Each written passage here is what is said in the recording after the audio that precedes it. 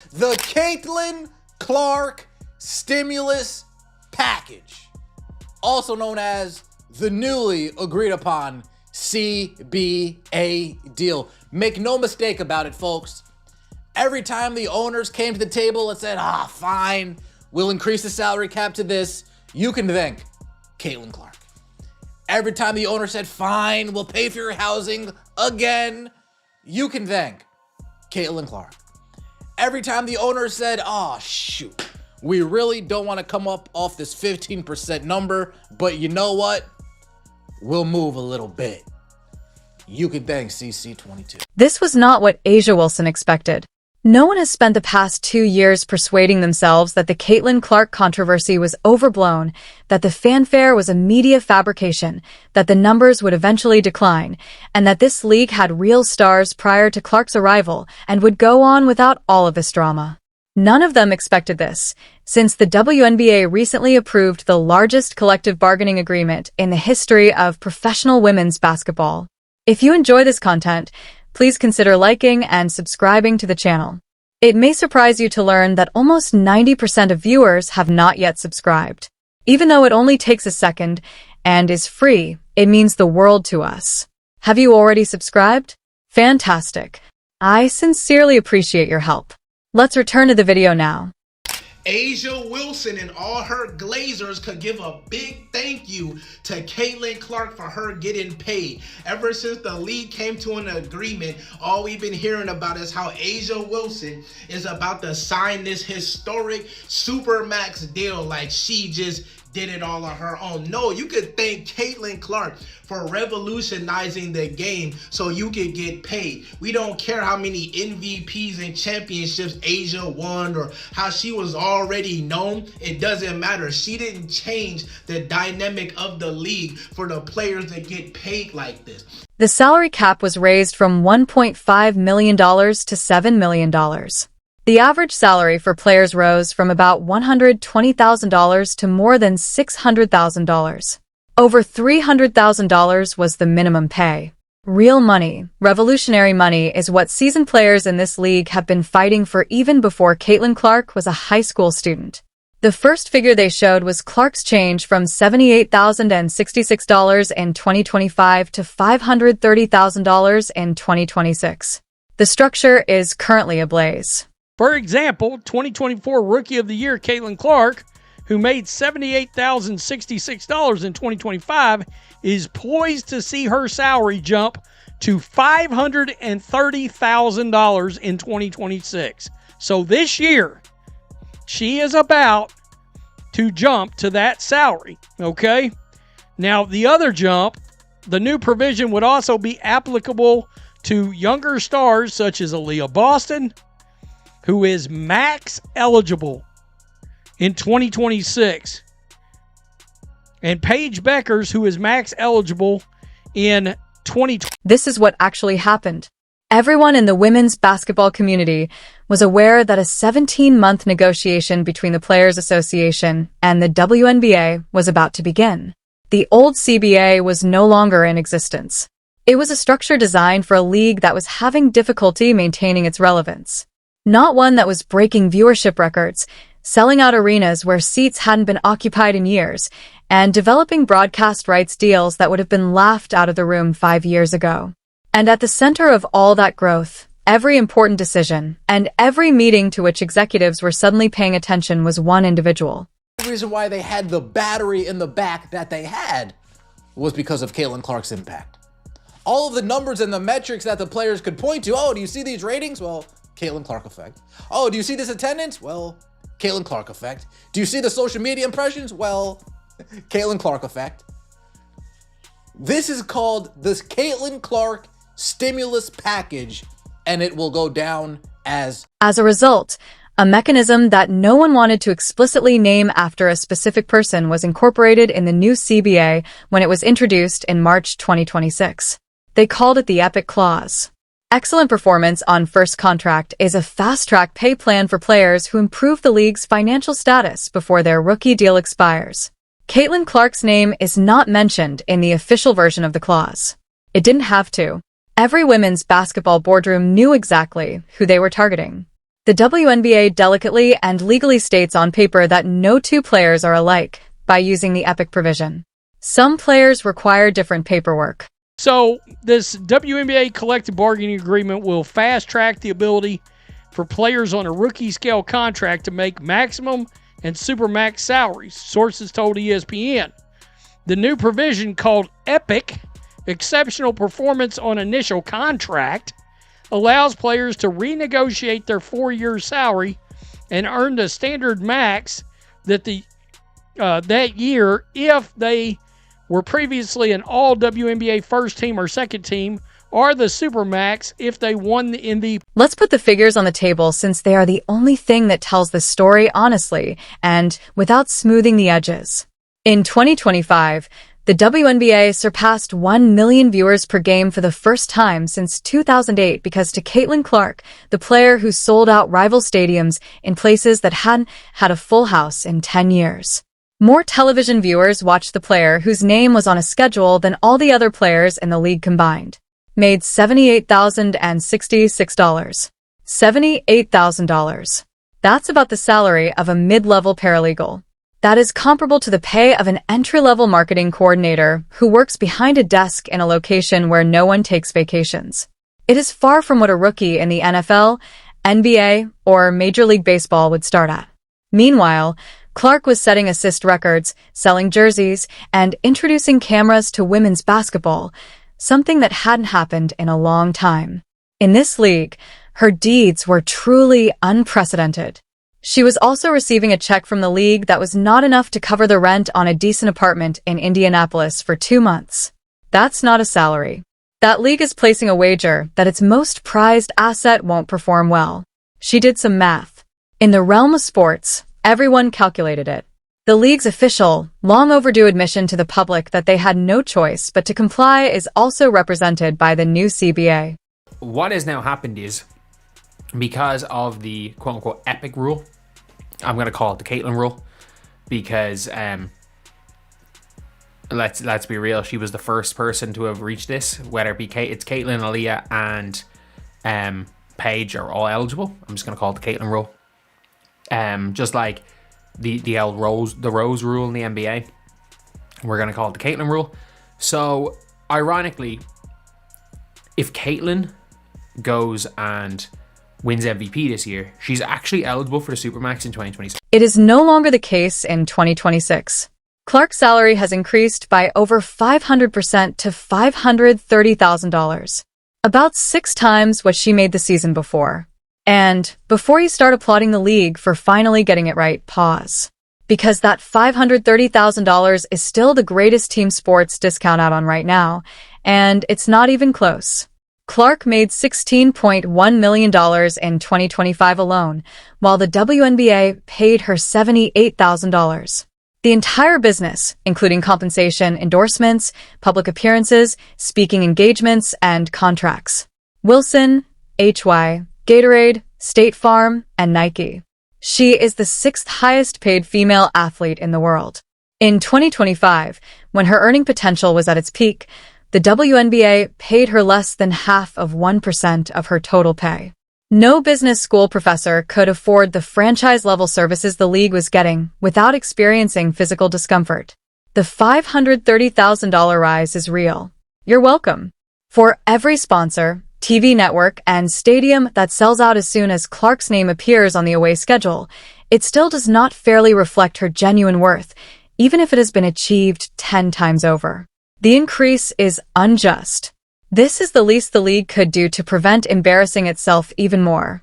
It's the way the team is structured. In order for this team to remain intact, Sophie would have to be willing to take a league minimum kind of deal, which is around $300,000. And I don't see that happening. Okay? And I believe also people are going to be shocked how much money Lexi Hull is about to be offered, because I think she's going to get offered $600,000 to $700,000 by somebody. And that is going to greatly complicate things. At this point, though, the story starts to resemble a chess puzzle rather than a celebration. Because when Clark's salary rises from $78,000 to $530,000, money does not just appear. It comes from a cap on salaries. The WNBA has set a new wage cap of $7 million. To build a competitive basketball team, the Indiana Fever must utilize the whole wage allotment. Not just for Clark, but for everyone. From the starting lineup to the bottom of the bench, every player has to earn at least $7 million. Additionally, Clark already utilizes more than 7% of the cap on her current contract alone before any extensions, maximum agreements, and summer decisions that will define what kind of team Indiana can truly build around her. There's a name for what happens to a salary cap when your franchise player finally gets fair compensation and 3 other important players are due extensions within the same time frame. That word is squeeze. And all of it will be felt by the Fever. I wish they would have had Kelsey Mitchell on here, because after last season, I mean, look, Kelsey finished what? 3rd or 4th in the MVP voting? This is her contract to make as much money as she possibly can, I believe, in this league. And come next year, because I don't think that the Fever are going to be able to keep her next season.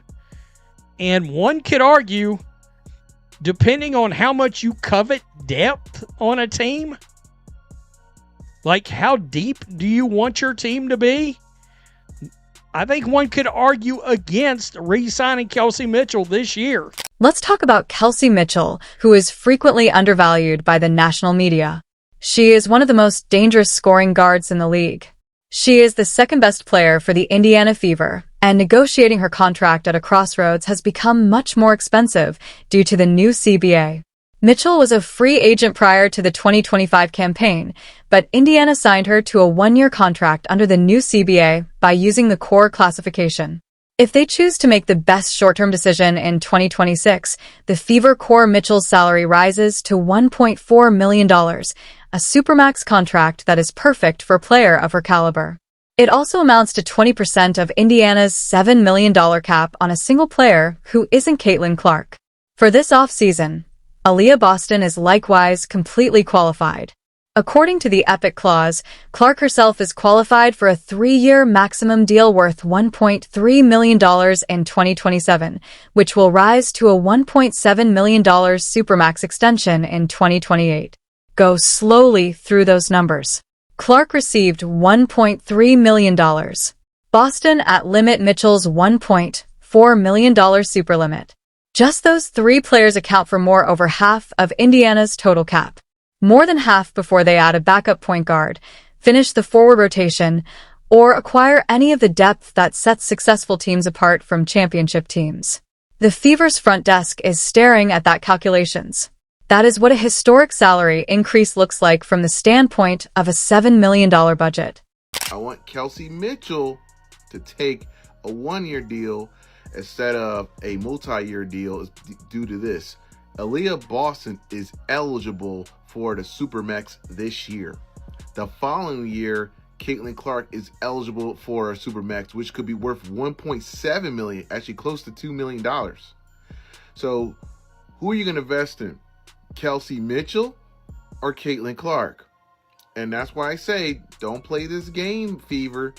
I'm talking to organizations. I'm talking to Amber Cox, Kelly Crosskoff, and definitely Stephanie White.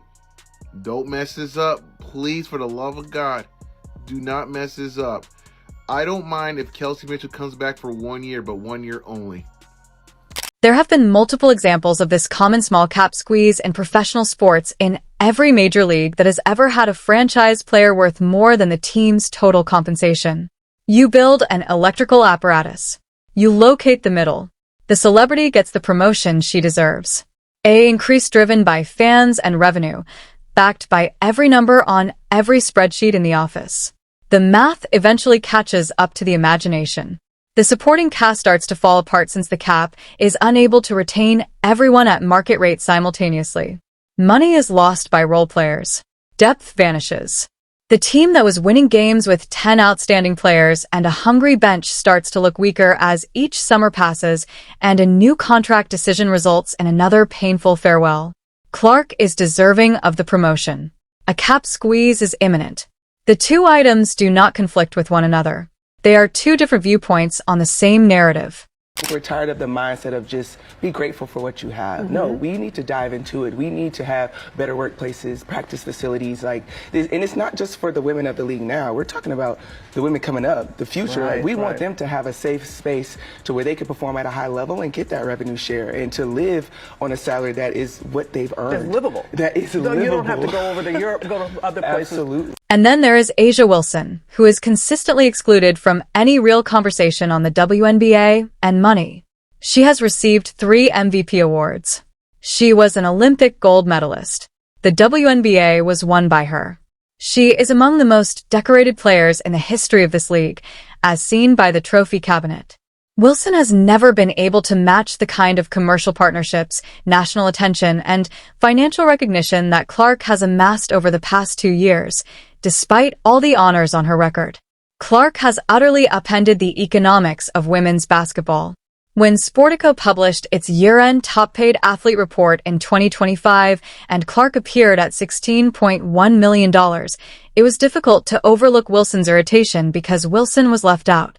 Remarks on social media that are sufficiently obscure to express everything without actually saying anything. Interview answers that are just sharp enough to reveal exactly what was left unsaid to every journalist there.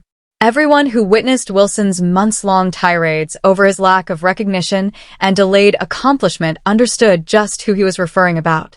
She has long been one of the most outspoken advocates for wage equity in this league. The most noteworthy news is that a player with just 2 years of professional experience is now the most paid player in league history thanks to the new CBA, which she and all the veterans battled so hard to obtain. That is so hard to process with grace. A'ja Wilson clearly hates Caitlin Clark. I mean, clearly. What bothered her the most was the fact that she got this popularity, and she actually said it herself that she felt like history was being erased.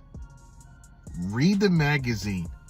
Read the article. She really hates Caitlin Clark. On top of that, the writer, whoever wrote this, hates her too because she said, yeah, Caitlin Clark brought this toxic fanship, brought the toxicity to the league. I'm like, whoa. That's nonsense. That's straight bullshit. This league always has toxicity. Y'all just being exposed because there was plenty of players, including Sue Bird, that said there was racism in the league. Sue Bird said it. Okay? But the old guard in this league will have to accept this. Furthermore, no one likes to state this directly since it seems cold, even though it is completely true. The number of MVP awards in a person's living room, longevity, or loyalty are not taken into account for allocating monies under the new CBA. It allocates funds according to the influence on the market. The epic clause is in place because some players change the league's appeal to broadcasters, advertisers, and casual viewers who have never seen a WNBA game. Moreover, such kind of modification was never intended to be taken into account in a standard rookie contract structure. A'ja Wilson has dominated this competition for a long time. She is an actual person. She's amazing. She has never signed a media rights contract simply by being confirmed on a roster, despite being one of the greatest players of all time. She has never assisted the WNBA in reaching 1 million viewers on a Tuesday night that started out as a mid-tier regular season game. She has never sold out an opponent team's arena, even when she is scheduled to play there. Clark does all of those things on a regular basis. Who is a superior basketball player is not the topic of discussion. That is a measurement of the economic effect. Furthermore, leagues that are growing as fast as the WNBA now pay for economic impact before they pay for nearly anything else. The old guard produced this league. Caitlin Clark is profiting from it. Even if both of those claims are true, only one of them is in charge of developing the new pay schedule. Indiana Fever guard Caitlin Clark, speaking from experience, players like me are going to be the ones that I think feel it the most And that's what I think we're all super proud of, because that's what we set out from the beginning, was making sure every player felt a change in the CBA, and that's exactly what has happened. New York Liberty forward Breanna Stewart, the deal is going to be transformational. It's going to build up and help create a system where everybody's getting exactly what they deserve, and more from on the court and the off court aspects. Just excited that we can tell our fans that we're going to be back. For the following 3 years, this is the actual forecast. Clark earns $530,000 in 2026. This contract continues to be the most undervalued in professional women's sports. This amount would still make any league that truly promised to pay its players what they are worth seem ridiculous, even if it was sincere, official, and signed. She can sign a deal worth up to $1.3 million in 2027. Additionally, if everything continues as it has since the night of the 2024 WNBA draft, when 2.4 million people watched to see her selected, it will effectively indicate to the entire sports world that women's basketball is now a significant broadcast event. She receives a $1.7 million Supermax deal in 2028, which will garner media attention all summer long. Every time you move up the pay scale, everyone in the league will make more noise. Veterans who spent years receiving inadequate compensation. A player with 2 years of experience will earn more money on her WNBA contract than most of them have ever witnessed. There will be some courteous answers. Most of them won't, but they will all make sense since Clark's ascent doesn't truly represent altruism from a league that has at last grown up. A documented admission revealed in a collective bargaining agreement negotiated over a period of 17 months states that the presence of one player is more beneficial to this league's bottom line than the majority of the roster combined.